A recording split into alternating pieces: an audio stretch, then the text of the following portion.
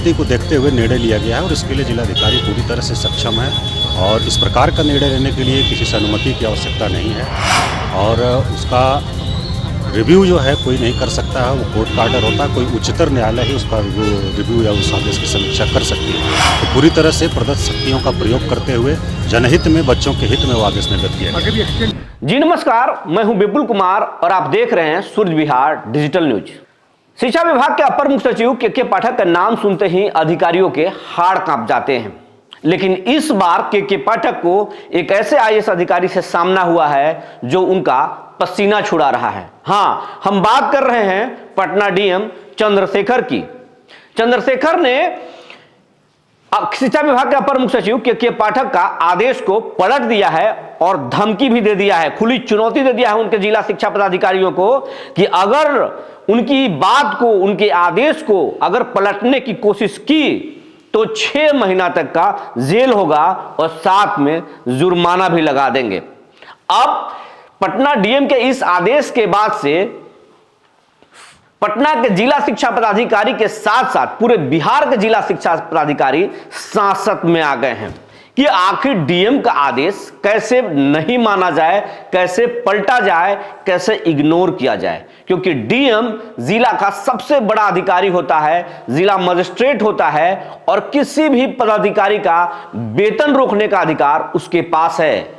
किसी भी अधिकारी के और किसी भी काम की समीक्षा करने का अधिकार डीएम को होता है। अधिकांश विभागों का अध्यक्ष डीएम होता है, तो डीएम से बाहर जाने की हिम्मत जिला में चाहे वो कोई भी विभाग हो, कोई भी पदाधिकारी हो, डीएम से बाहर नहीं जा सकता है, यहां तक कि एसपी भी नहीं। ये तो फिर जिला शिक्षा पदाधिकारी हैं। जब एसपी साहब नहीं भाग सकते डीएम से, तो फिर भला शिक्षा विभाग के जिला शिक्षा पदाधिकारी कैसे भाग जाएंगे? के पाठक जी, आपको समझना चाहिए, डीएम के शक्तियों को समझना चाहिए। आप खुद डीएम रह चुके हैं, आप कई जिलों में डीएम रह चुके हैं और डीएम के शक्तियों को आप जानते हैं। देखिए, पूरे मामला को अब विस्तार से बताते हैं। ये कंट्रोवर्सी शुरुआत कहां से हुई? बिहार में कड़ाके की ठंड है, शीतलहर है। मौसम विभाग ने अलर्ट जारी किया है कई जिलों में बिहार के कि यहां तापमान कम न्यूनतम रह सकता है और जान माल की हानि हो सकती है। अब इसको देखते हुए बिहार के अधिकांश जिलों के डीएम ने अपनी शक्तियों को प्रयोग करते हुए, विशेषाधिकार का प्रयोग करते हुए, अपने जिला मजिस्ट्रेट की कोर्ट से धारा 144 को लागू करते हुए सभी स्कूल, निजी स्कूल, सरकारी स्कूल और कोचिंग संस्थानों को बंद कर दिया। अब इस आदेश के बाद, जब यह आदेश आया था डीएम का, तब के पाठक छुट्टी पर चल रहे थे और शिक्षा विभाग से नाराज चल रहे थे। लेकिन जैसे ही वो योगदान देते हैं के पाठक, पहला चिट्ठी जारी करते हैं, डीएम को हड़काते हैं, चेतावनी देते हैं बिहार के सभी डीएम को कि आप किस नियम के तहत धारा 144 लागू किए हैं। अगर धारा 144 लागू करते हैं तो शॉपिंग मॉल, सिनेमा हॉल, भीड़ भाड़ वाले इलाके सब पर लागू होना चाहिए। आप सिर्फ स्कूलों पर लागू नहीं कर सकते। सिर्फ ठंड बच्चों को नहीं लगता है, इसलिए जब स्कूलों में आप छुट्टी करें तो शिक्षा विभाग से उसकी अनुमति ले लें। इस आदेश के पास कुछ जिलों के डीएम ने अपने आदेश को वापस भी लिया और स्कूल को खुलवा दिया। लेकिन पटना डीएम चंद्रशेखर ने पटना में स्कूल बंद करने के लिए धारा 144 लागू करते हुए स्कूलों को बंद करने का निर्देश दे दिया। और यह निर्देश दिया के पाठक की चिट्ठी के बाद।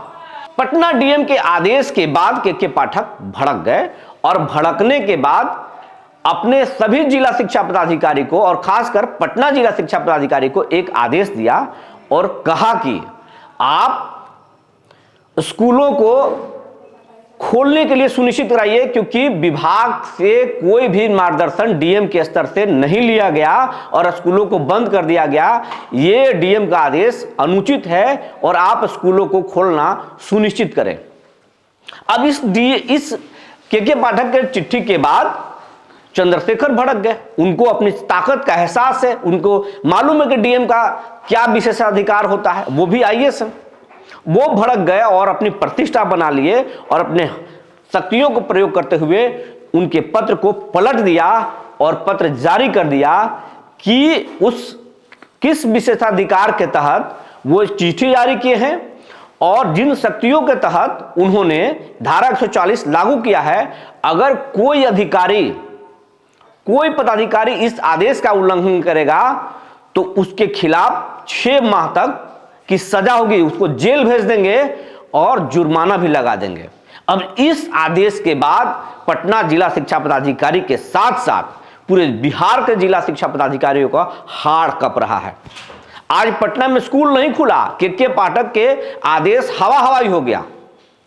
जैसे ही डीएम चंद्रशेखर का यह पत्र जारी हुआ कि अगर मेरे आदेश के उल्लंघन किए तो जेल भेज देंगे, और जब जेल भेजने की चेतावनी डीएम ने दी तो के पाठक के आदेश हवा में उड़ गया।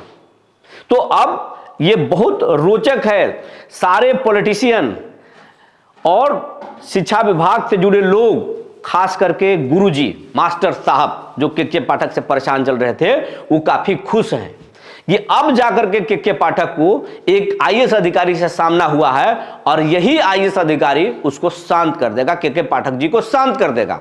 के पाठक को अभी जाकर के सही आदमी से भिड़ंत हुई है और यह भिड़ंत अब कहां ले जाकर रुकेगा, अब यह देखने वाला होगा।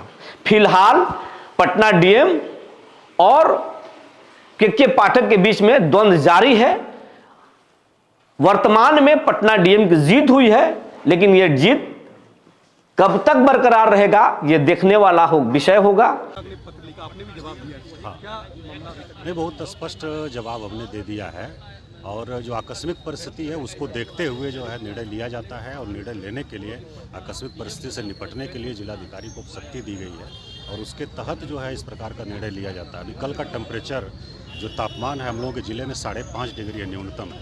अच्छे लोगों को बाहर निकलने में कठिनाई हो रही है। इसको देखते हुए छोटे बच्चों का स्कूल 8वीं तक का जो है प्रतिबंधित किया गया है, शैक्षणिक गतिविधियाँ, और बाकी जो बड़े बच्चे हैं जो थोड़े मजबूत हैं उनको जो है हम लोगों ने ऐसा प्रतिबंध से बाहर रखा है। तो ये परिस्थिति को देखते हुए निर्णय लिया गया है और इसके लिए जिलाधिकारी पूरी तरह से सक्षम है और इस प्रकार का निर्णय लेने के लिए किसी से अनुमति की आवश्यकता नहीं है और उसका रिव्यू जो है कोई नहीं कर सकता है। वो कोर्ट का ऑर्डर होता है, कोई उच्चतर न्यायालय ही उसका रिव्यू या उस आदेश की समीक्षा कर सकती है। तो पूरी तरह से प्रदत्त शक्तियों का प्रयोग करते हुए जनहित में, बच्चों के हित में वो आदेश निर्गत किया गया। आगे भी एक्सटेंड हो सकता है क्या? जैसी परिस्थिति रहेगी वैसा निर्णय लिया जाएगा परिस्थिति को देखते हुए।